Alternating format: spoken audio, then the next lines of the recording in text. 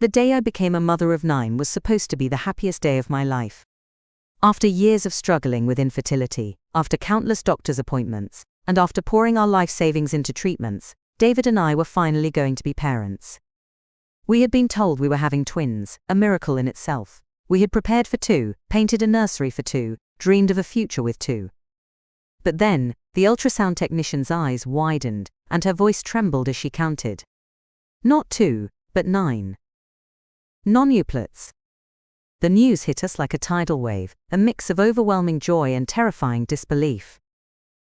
David, usually so composed, looked as if he'd seen a ghost.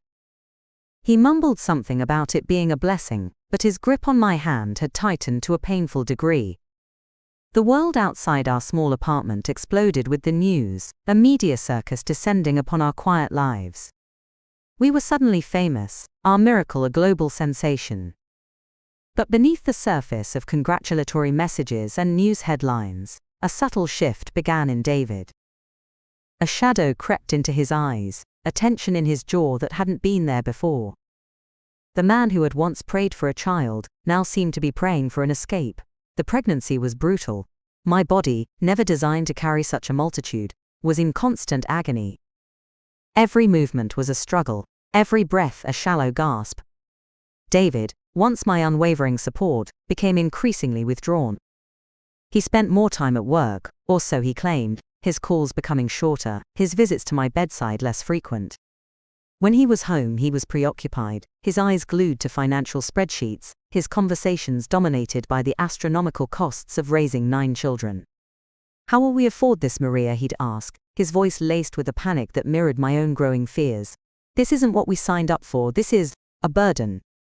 The word hung in the air, a stark contrast to the blessings he had once proclaimed. I tried to reassure him, to remind him of our love, of our shared dream. But his once loving gaze was now filled with a cold, calculating fear. The man who had promised forever was slowly, irrevocably, slipping away, consumed by the sheer scale of our miracle. The delivery was a blur of medical precision and overwhelming pain. A team of over 30 doctors and nurses worked in synchronized chaos, bringing our 9 tiny miracles into the world. One by one, their fragile cries filled the operating room, each sound a testament to their incredible will to live. They were rushed to the NICU, impossibly small, yet perfect in every way.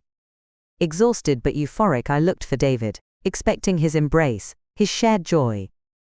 He was there, a silent figure at the edge of the room, his face pale and drawn.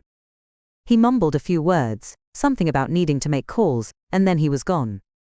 I thought he was just overwhelmed, that he'd return, but the hours turned into a day, and the day into 2. He didn't come back.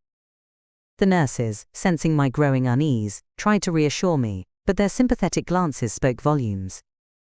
The man who had held my hand through every step of our journey had vanished, leaving me alone in the sterile silence of the hospital, a new mother of 9, and suddenly, a wife no more. The divorce papers arrived on the 3rd day, a cold, legal document delivered by a hospital administrator, not by the man who had once promised me forever. The words blurred through my tears, irreconcilable differences. It was a cruel joke.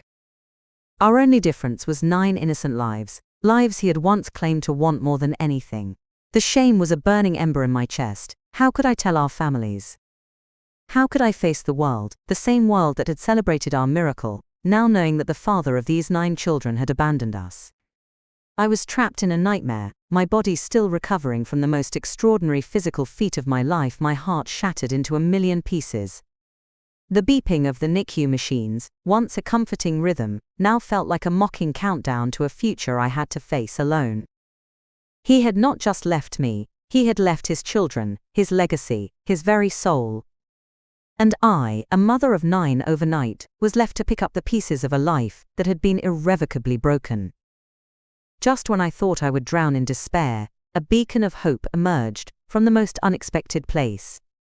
Carol, a kind older nurse in the NICU, noticed my silent suffering.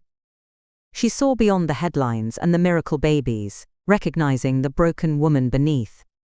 One afternoon, she gently pulled me aside and the dam broke. I told her everything, the years of infertility, the shock of 9, David's slow withdrawal, and the final, brutal abandonment. I expected pity, but Carol offered something far more valuable: action. Without my knowledge, she started a GoFundMe page, sharing our true story with the world. The response was immediate and overwhelming.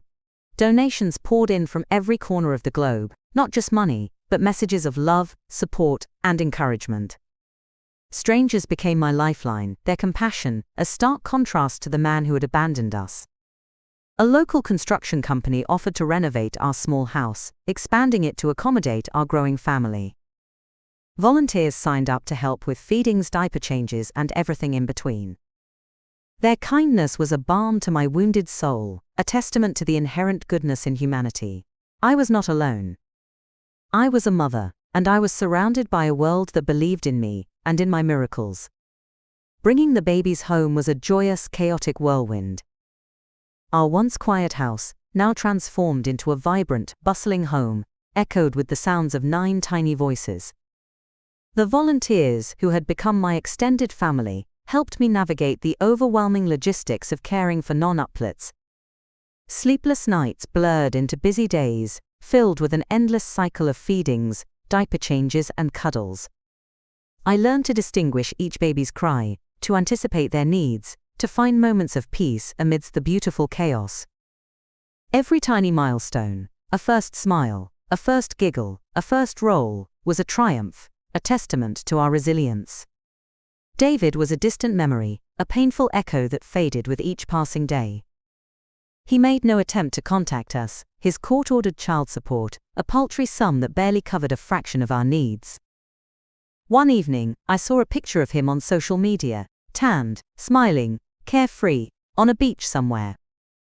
For a moment, the old anger flared, but then I looked at my sleeping babies, their innocent faces illuminated by the nightlight, and felt only pity.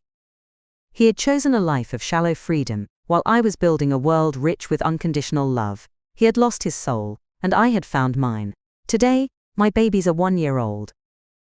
Our home is filled with laughter, balloons, and the joyous chaos of 9 toddlers exploring their world.